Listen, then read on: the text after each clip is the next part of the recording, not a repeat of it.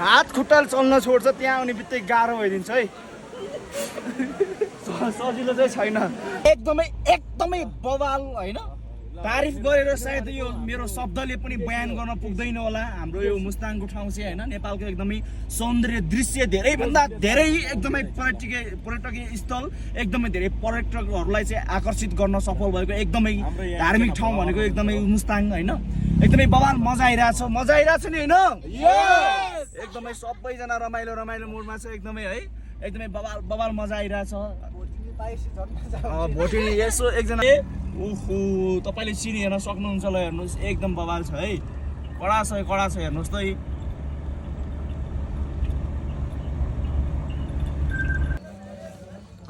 Hello, हामी चाहिँ finally आइपुग्यो है। यो चाहिँ हाम्रो अब इन्ट्री हुँदैछ।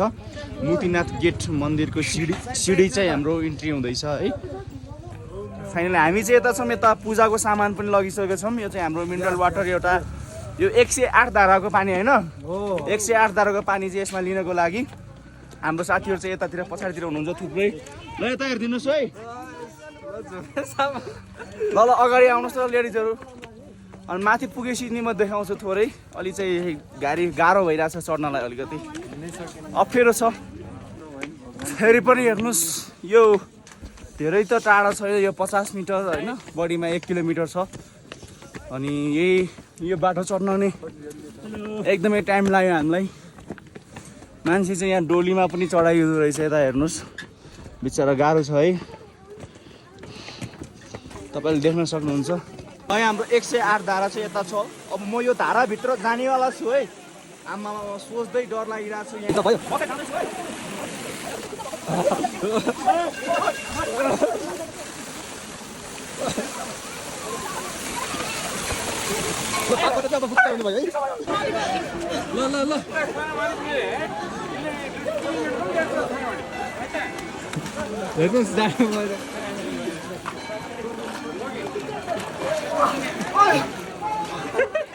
अझ एकचोटि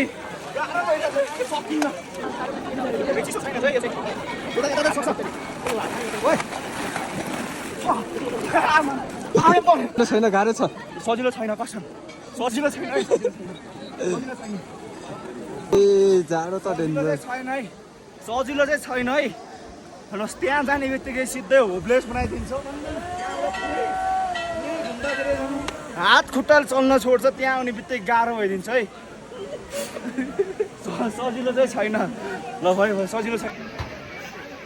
हामी चाहिँ फाइनली पूजा गरेर बाहिर निस्किसक्यो होइन। टिका लगाइरहेको छु। यहाँ हाम्रो साथीहरू यता